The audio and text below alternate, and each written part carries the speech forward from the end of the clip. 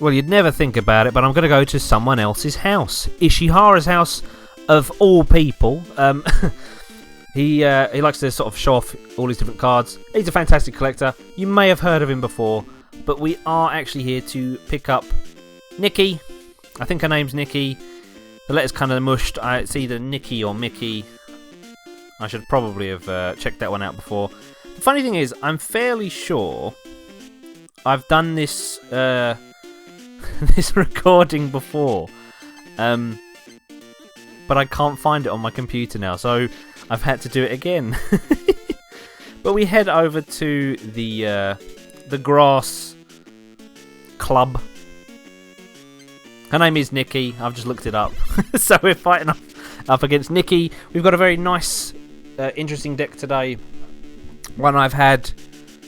Oh, I mean, I say one I've had. It's had different sort of iterations in, going through the time. Basically, bench damage. I don't mean spread in that. I mean damage depending on how many Pokemon are on a bench, both benches, whatever. And so we've got to get Tuff, we've got to get Rough, we've got to get Puff. So we are using fossil sets, Jigglypuff. No, we're not. This one might be, but we're actually using Wigglytuff. Wigglytuff is the one that has the move that will do damage depending on the bench Pokemon. And what that move is do the wave. Good old wave. Can you call it a Mexican wave anymore? Anyway. Yeah, so as you can see, do the wave does 10 damage plus 10 more damage for each of your benched Pokemon.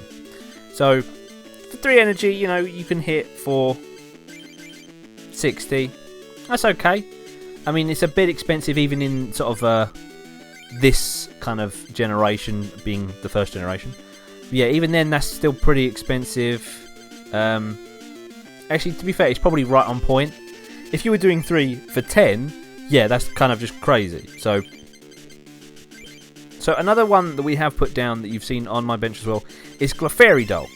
Clefairy-Doll is a trainer, and what that does, it lets you play down Clefairy-Doll as if it was a basic Pokemon.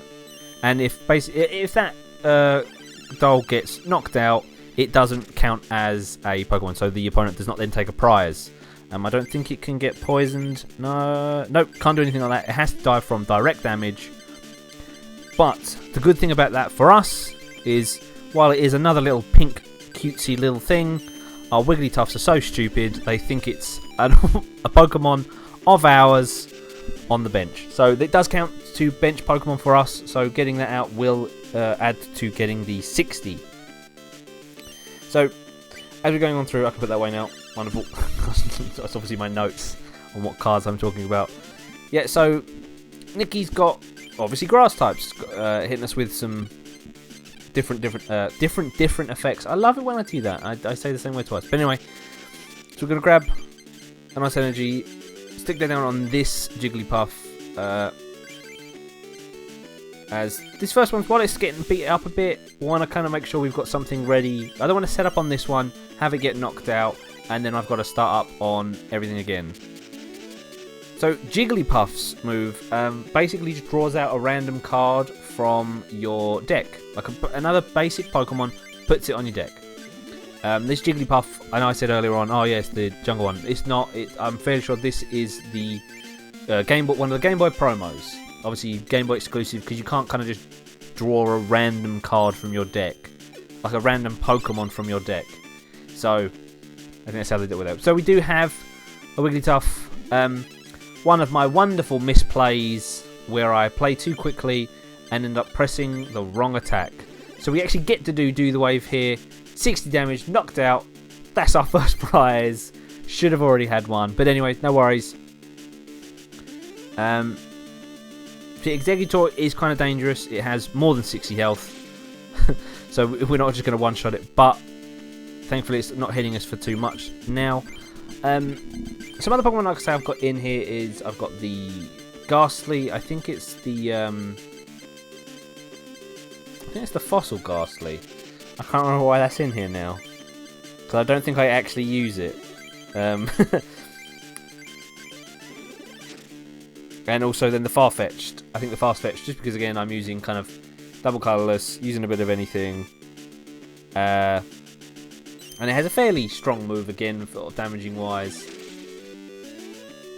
Getting hit for 20. So the Ghastly, what does it do?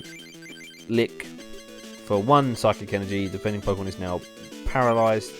Put up to 2 energy cards from your discard pile into your hand.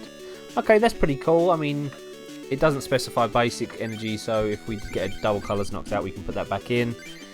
Heal up a little bit there.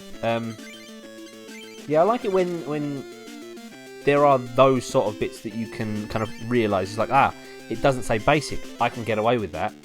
I can use that to be a bit sneaky. But no worries, we're not being sneaky. But we are getting hit for damage by Nikki's Oddish.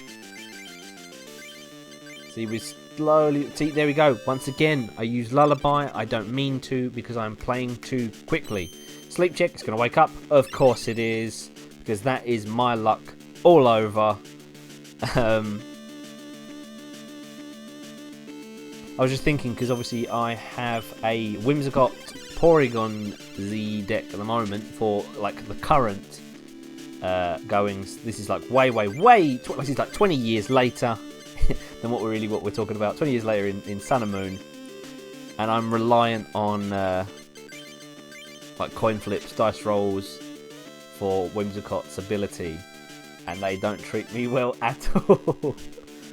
So I'm glad that it at least relates to this game as well, how well my luck goes. So we are paralysed. We do have a lot of cards in hand though. Gonna computer search, dump off that thing, dump off that, and what we're gonna go for is a switch. I knew that was coming. So we can switch out from this paralysed one into the fresher Wigglytuff.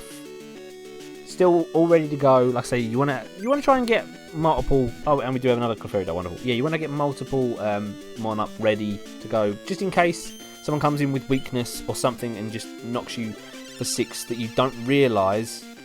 It's like, oh wow, that's a card I wasn't expecting. But we're trucking on through. We're kicking Nikki's tushy. So the thing, once you get Wigglytuff down and a full bench going, you're 1-shot, 2-shotting anything pretty much. There's very few cards that are gonna sort of withstand 60 damage coming in, and then they're gonna need definite time to get set up if they're then going to resist against you and take you out. I couldn't think what I was trying to say then. But you know, we've had, like I say, we've had many different decks like this in years to come, of what uses benched Pokemon for damage. Now, obviously, very recently we did have likes of Zoroark, Empoleon, all great stuff. I love these sort of decks. They're very fun, very methodical, but I think they're wonderful ones to go through. So we do then get the win, the victory, the grass medal, and we're on to bigger, better cards. See, there we go. One of the doubly Jumbo Game Boy promos. That's what GB stands for, Andrew. But yes, wonderful stuff. I'm not sure where we're going to go next. Don't know the deck. Still going to figure that one out as we move on. But I've been Andy from Bill's Lighthouse. Thank you so much for watching. Remember, take care, and I'll see you in the next video.